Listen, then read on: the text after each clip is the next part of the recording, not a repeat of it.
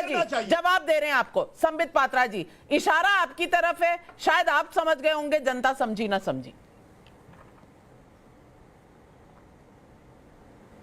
नहीं, मुझे किसे जवाब नहीं देना है, जनता जवाब जानती है। देखिए नाविका जी, आज कुछ लोग फ्रस्ट्रेटेड होंगे, ये वैसे 2014 से परपिचुअली फ्रस्ट्रेटेड है, आज चरम फ्रस्ट्रेशन होगा। माफी मांगे या ना मांगे, हमें कम से कम बड़ा दिल दिखाते हुए इन लोग, अरे मैं तो ये इतना परेशान क्यों हो रहे? मेरे चेहरे पे तनाव है, आप क्यों परेशान हो रहे हैं? मुझे लगता है कि भारतीय जनता पार्टी पहले नहीं कहिए, चिल्लाने की कोई आवश्यकता नहीं है, यहाँ कम से कम शालीनता के साथ डिबेट करें। नहीं, भारतीय जनता पार्टी ने गाइडलाइन बड़ा आश्चर्य हो रहा है नाविका जी, इतने बड़े पत्रकार हैं, इस प्रकार का व्यवहार उचित नहीं चाहिए। मैं कभी भी इनके बीच में नहीं बोला, और मैं विश्वास करता हूं कि ये कम से कम एक पत्रकार की तरह बिहेव करेंगे, और बीच में ये बच्चों की तरह चिल्लाना बंद करें।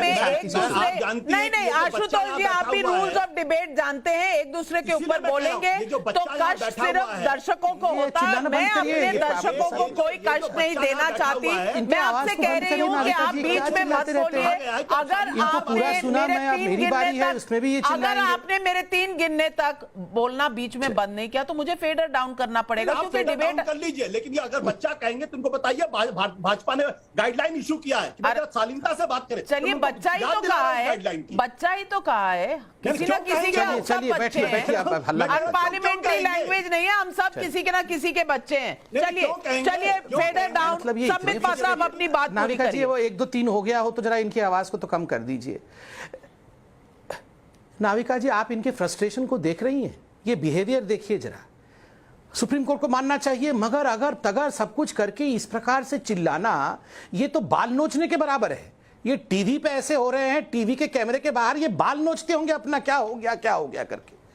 मतलब इन लोगों ने हिंदुस्तान को बदनाम और अपमानित करने के लिए जो कुछ भी करना था, ये सब करने की कोशिश इन लोगों ने की है। ये जो लॉबिस्ट्स हैं, मैं आपको बताता हूं, आपने एक डिबेट किया था नाविका जी, उस डिबेट में हम सब हिस्सेदार हैं। वो केस अभी भी सुप्रीम कोर्ट में कंटिन्यू कर रहा है।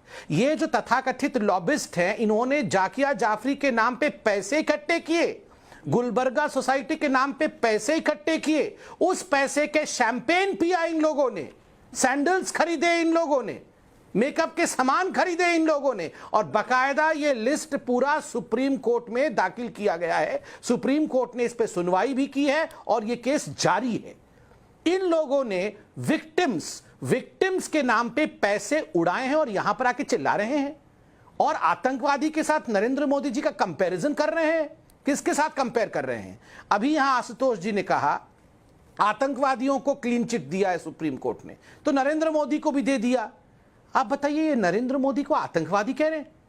इनकी हिम्मत को देखिए। देश के प्रधानमंत्री को इतने वर्षों तक बुच्चर ऑफ गुजरात, जल्लाद, क्या क्या नहीं कहा इन लोगों ने, और उसके बाद आज क्लीन चिट, सुप्रीम कोर्ट के क्लीन चिट के बाद भी ये आतंकवादी के साथ कंपेयर करने की हिम्मत कर रहे हैं। देखिए नाविका जी, हम सबको बड़े दिल दिखा करके इनकी अवस्था क्या है उसे समझने की आवश्यकता है।